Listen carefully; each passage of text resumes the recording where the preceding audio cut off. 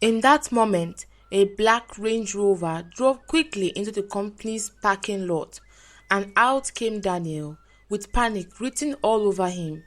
He ran towards the crowd and asked how the fire started, and also asked if anyone was still in the building.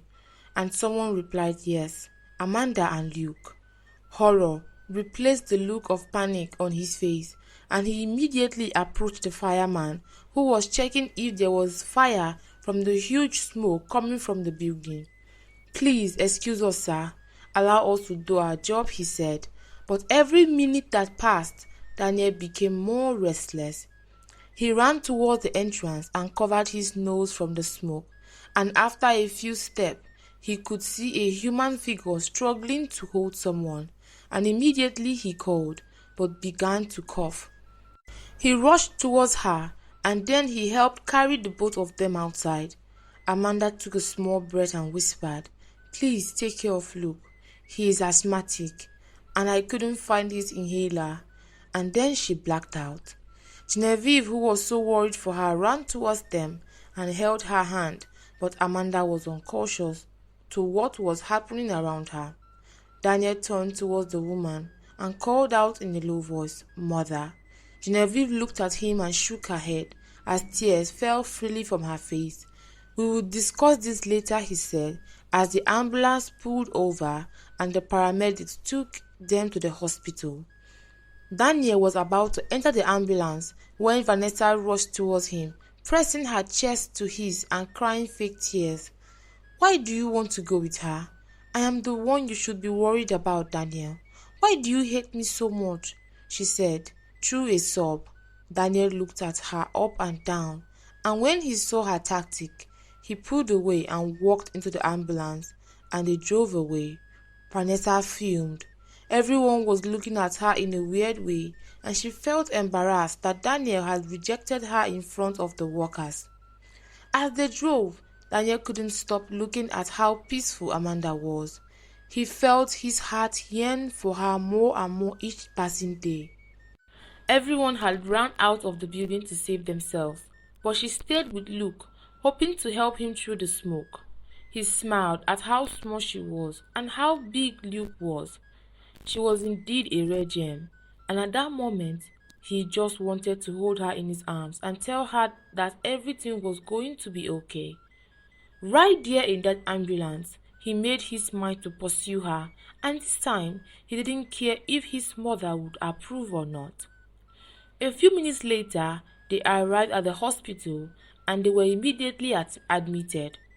The doctor checked Amanda and said that she was okay, that she was just in shock of what had happened, but nothing severe. Luke was immediately put on oxygen to help him regulate his breathing. It's been hours and Amanda was still sleeping, so Daniel decided to get some work done. As he sat beside her bed with his laptop on a small table, "Luke," called a sharp voice, and for a second, Daniel was worried that something was wrong with her. He approached her quickly and sat beside her bed, holding her hand. "Luke, where is Luke? Is he safe?" she cried, and Daniel just smiled and nodded his head. Amanda took a deep breath and whispered, "Thank God." Daniel didn't know why, but the more he stared at her, the more beautiful she was becoming in his eyes. Back in the company, the thick smoke had come from the break room. Someone had put a glass of coffee in the microwave, and it had exploded because the glass was not microwave safe, and because of the explosion, coffee spilled to the electric socket caused the fire. Everything was cleared in no time, since the damage was not much, but the single event had dampened the day, and so Daniel gave everyone the day off. Amanda thanked Daniel for his quick intervention, and they returned to work the next day, while Luke stayed at the hospital for more checkups. Genevieve, feeling the ache in her leg intensify, sat on the curb outside, breathing heavily. The way she ran the day before had caused a pain in her leg. Amanda was just coming out to take a delivery when she saw her. Genevieve was so happy to see her, but was unable to stand erect. "You should get that checked," Amanda said, kneeling beside her. "It's just so," Genevieve lied. You were limping this morning when I saw you. Amanda helped her up. Come on, I'll take you. To the hospital, Genevieve blinked. Yes, she said. But I am broke, Genevieve replied. Don't worry, it's the least I could do for you, for being so kind. Amanda's car was a dented, rusty Toyota Corolla. The passenger's door creaked when it opened. Inside, the scent of cocoa butter, fabric softener, and a faint citrus perfume filled the air. Genevieve noticed a child backpack in the seat. You have a child? She asked carefully. Amanda hesitated. No, my sister. Talia? Genevieve pressed softly. Amara's eyes narrowed for a second. How do you know? I heard you on the phone, Genevieve lied smoothly. Seconds passed, then Amanda nodded. Yes, Talia is 12. I have raised her since my mom passed. I pay her school fees. She's in boarding school. Genevieve's heart softened. What about you? Amanda asked. Any family? One son, Genevieve said quietly, but we don't talk much these days. Amanda glanced at her. Then he's a fool. Genevieve turned her head to the window and smiled sadly. In the hospital waiting room, while a nurse checked her x-ray, Genevieve finally said, You could have left that boy, like the others did. I didn't, Amanda replied simply. My dad died in an elevator fire when no one helped him. I swore I'll never be one of those people, and there was silence. You are not. You are the opposite. What does that mean? Genevieve met her eyes. It means you are the kind of woman who saves lives when no one is watching, and that's rare. Amanda blinked, unsure of how to respond. Daniel hasn't gotten the time to call his mother, and even when he did, pride got in the way. He believed his mother was controlling him, and he needed to break from her grasp. But he couldn't understand what she was doing there at the company and why she was holding onto Amanda as though they had a unique relationship. Back at home that night, she received a call from Loretta, the other cleaner. Hey, Marie, Loretta said, you might want to be careful. Word is, Vanessa is sniffing around the new HR girl. Says she thinks she's got ulterior motives. Genevieve sat up straighter. Why? Something about how close she's been getting to Daniel lately. She thinks Amanda is playing a long game. Then it's time, Genevieve whispered, to make sure Vanessa never plays again. Genevieve Leonard had seen many types of women in her day. The insecure masked by arrogance, the broken masked by beauty, and the ambitious masked by affection. But Vanessa Sanders was something else entirely, a parasite with pearls. She'd built her reputation off seduction and silence, the kind of woman who made herself indispensable while eroding the confidence of everyone around her. And now, sensing competition she hadn't anticipated, she was circling Amanda like a hawk with polished claws. Genevieve wasn't going to let that stand, not anymore, and it began subtly.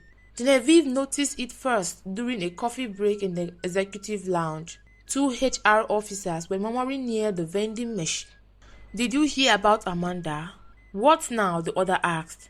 Apparently, she's been having late-night strategy meetings with Daniel. You are kidding. She doesn't even dress like his type. Exactly. That's what makes it smart. Low expectation, high access. Genevieve's jaw tightened. She gripped the hem of her blouse, and she knew this was the work of Vanessa, trying to spread out gossip to spoil Amanda's name.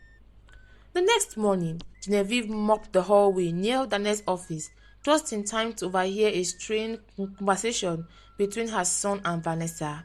You are seriously considering promoting her to senior HR? Vanessa asked, arms folded. She's been consistently outperforming everyone in her department, Vanessa, Daniel said.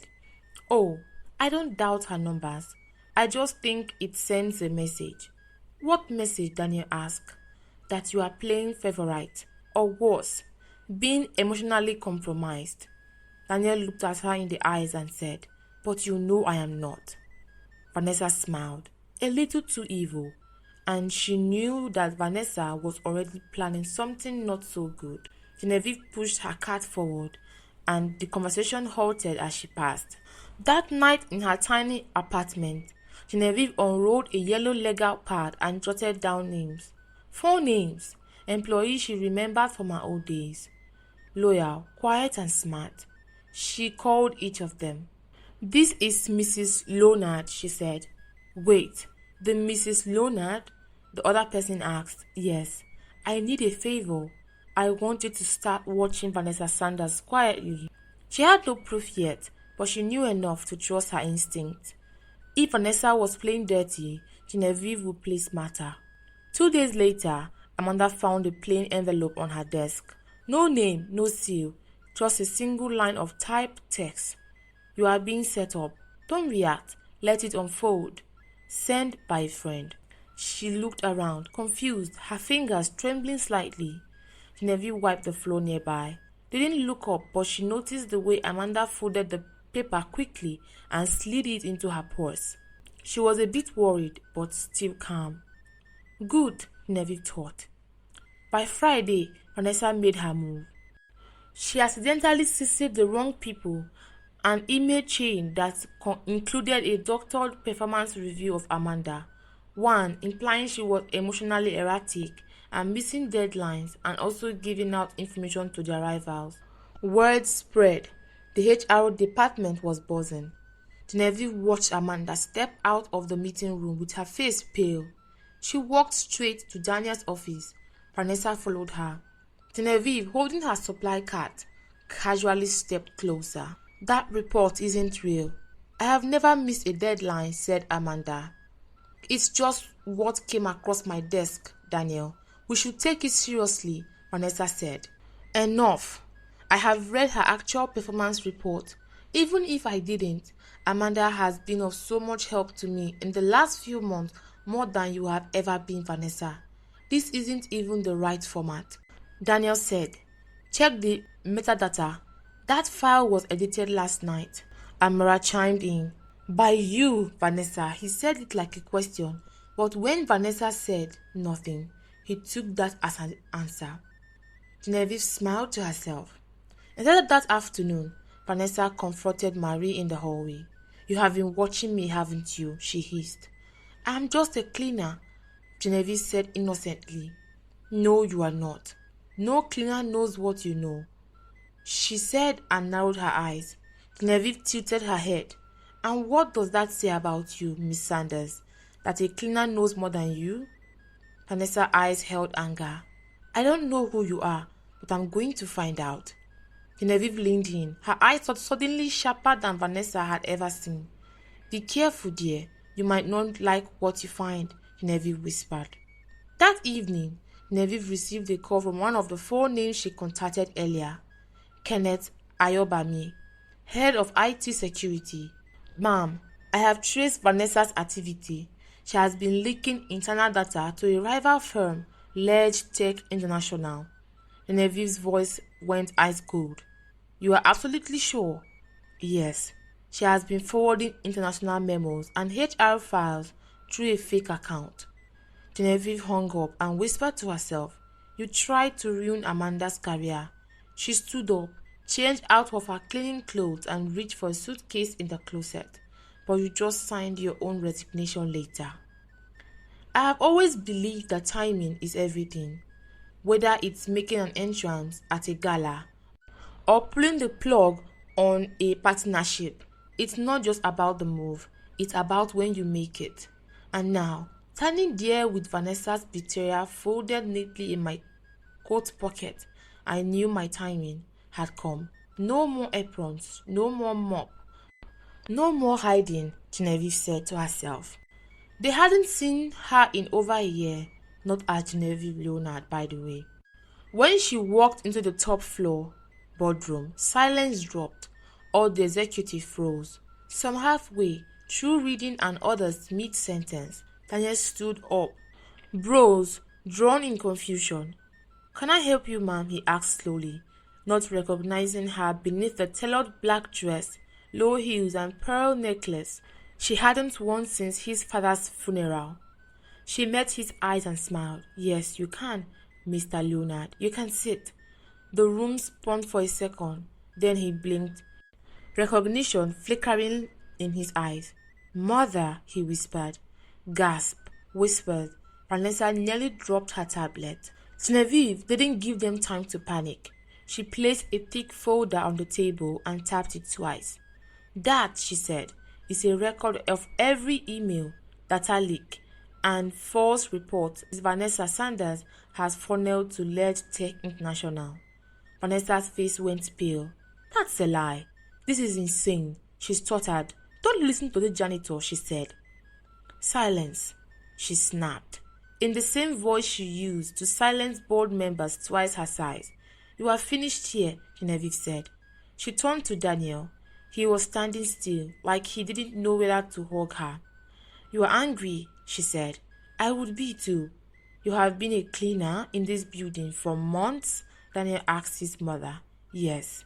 "I had to know for myself. The women you brought home, they weren't wives. They were mirrors, beautiful, shallow reflection of your title, not your soul." "And Amanda?" he asked. She smiled. "She's not a mirror, she's a lighthouse." And now everything made sense to Daniel. She needed to talk to him alone. Daniel sat across from her, looking 10 years younger and 10 years older all at once. "I can't believe you did this." "I know. I was already doubting myself, second-guessing every decision." "You think I needed to feel tested by my own mother?" Daniel asked. "I didn't do it to test you," she whispered. "I did it to protect you." He ran a hand through his hair. "You could have just talked to me." "I did, but you stopped listening the moment they walked in wearing gold heels." A long silence passed. "So what now?" he asked. "You exposed Vanessa. Go back to your mansion and leave me to deal with the fallout." She reached out to touch his hand. "No, Daniel. I'm not leaving anything unfinished. I may have started this as a mission to find you a wife, but now I need to fix what I broke between us," she said, as she held his hand. He didn't say anything, and he didn't pull away. And that was enough, for now. Then she stood up to leave. The door swung open. Amanda stepped in, clearly summoned but unaware of what she was walking into. "You asked to see me, Mr. Leonard." Daniel looked at his mother and then said, "Amanda, meet Genevieve Leonard, my mother. Until recently your janitor." Her jaw dropped. "Wait, you were Daniel's mother?" Genevieve nodded, tears forming in the corners of her eyes. "I meant what I said to you that day in the hospital parking lot, about being the kind of woman who saves lives when no one is looking. I was wrong to lie to you," Genevieve said, "but I was never wrong about you." The boardroom was empty now, but the silence lingered like a judgmental guest who refused to leave. Daniel had gone back to his office without saying another word. Amanda had followed him at his request, looking pale and uncertain. Genevieve remained seated in that leather chair, feeling ashamed for the first time in a long time. Not for exposing Vanessa, not for the disguise, but for the damage she hadn't realized she caused beneath the surface of her good intention. She had always seen herself as a mother with foresight, the protector, the strategist. But perhaps, in her quest to shield Daniel from destruction, she had become something worse than any of the women she feared. The next morning, she returned to the office, not as Marie, not as Mrs. Leonard, but as a mother whose heart was now suspended in uncertainty. Daniel didn't speak to her that day. Neither did Amanda. She passed them in the hallway once, him walking ahead, her behind him. No eye contact, no acknowledgement. She was visibly in pain, but this time it wasn't part of her plan. It was a punishment, and part of her believed she deserved it. Later that week, she found Amara on the rooftop patio during lunch hour. She was seated on the concrete ledge, with her back to the skyline, hands folded on her lap, head lowered. "I didn't come to defend myself," she said, "only to ask how you are feeling." She looked up. her eyes unreadable, like a chess piece, moved without consent, evaluated without permission. It hurt. You have every right to be angry. I'm not angry, Miss Leonard, she said, with a voice that sounded more like steel than silk. I am disappointed. I respected you, Amanda said. That nearly broke her. Would it help to know that I came to admire you more than just a potential daughter-in-law? She shook her head slowly. You keep talking about admiration, but all I ever wanted was honesty. The next day, Genevieve waited outside the HR department with an envelope when Amanda stepped out of a meeting. She handed it to her. She opened it slowly. A full scholarship grant to complete her master's program in Edinburgh, paid for in full. I can't accept this, she whispered. It's not a bribe, or a test, or even a thank you. It's a gift from Genevieve, not Marie. She looked up uncertain. You should go. If you choose to come back because you want to, not because you are being asked to. She said nothing, but this time she didn't walk away. Instead, she hugged her tightly as tears fell from her eyes. When Amanda left for Edinburgh, she told herself, I had done the right thing. I had stepped aside, released control, and offered her what she deserved. After Amanda left, Daniel tried to keep it together. He really did, but he was restless, distracted. Genevieve had seen that look before, on herself, after his father died. That look of someone trying to rebuild, but unsure what pieces were even theirs anymore. And then, like fate mocking their fragile quiet they have all worked for, the company's account got hacked. Confidential employees' data leaked. Anonymous blog posts accusing Daniel of insider trading and employee manipulation. Old video clips, cut out of context, were stitched together to paint him as callous. Clients began pulling out. Investors started whispering. It didn't matter that the claims weren't true. In business, perception is power, and Daniel was bleeding public trust by the minute. He was sitting in his office that morning when he broke down for the first time in years. They think I'm some spoiled rich boy with no soul. Then prove them wrong, Genevieve said. How? Daniel asked. Bring back the only woman who sees your soul, even when you don't. Amanda had just finished her third week of lectures when an email came in. Subject line, urgent. Daniel Leonard crisis management request. She almost deleted it, but then she saw the sender, Genevieve Leonard. Her message was short. Your name came up in an emergency board meeting. Daniel needs a consultant with a clean reputation and a strong ethical profile. You fit both. I hope you will consider returning for the company. Not for us, but that is your choice. She stared at the screen for a long time and then she closed her laptop. When she walked back into the Leonard headquarters, everyone stared like a camera lens. Some were curious, others suspicious, but she didn't come to impress anyone. She came to fix something broken. Daniel was waiting for her in the boardroom. You look more powerful than I remember, he said quietly. And you look more tired. Probably true, he replied. They sat in silence for a few moments. Why did you come back? He finally asked. Because I care too much to let it burn, and because someone once told me not to come back unless it's my choice. Was it? He asked. She looked at him, really looked at him, not just his tired eyes or wrinkled shirt. Yes, it is. That same day, Amanda requested full access to the legal team, the PR firm, and the cyber investigation logs. She uncovered traces of Vanessa's connection to the data leak. Turns out her departure didn't mean her claws were out of the system. It was late, but she stayed behind, reviewing documents at the long table in Daniel's office. The lights were dim, and the night air drifted in through the open window. Then she heard him. You always work this late? He asked. Only when I care, Amanda replied. He leaned against the door frame, quietly watching her. You look strong today, he said. That's funny, she replied, because I felt terrified. He walked in slowly, as if not to break the moment. I haven't stopped thinking about you, he said. She looked up at him. I figured that when your mom emailed me. He laughed softly, but his eyes didn't lose their storm. You know, you shouldn't have to be this strong all the time. He was standing beside her now, close enough that she could feel his presence warm the air between them. And you shouldn't have to pretend you are not, he replied. There it was, that pause, where breath doesn't feel like breath anymore. She looked into his eyes and then he stepped closer, and something about his gaze was longer than necessary, softer than expected. He reached out and brushed a strand of hair behind her ear, and then her heart fluttered. I don't want to mess this up, he whispered. He smiled, the kind of smile you only give to someone who knows you could shatter and still dare to hold you.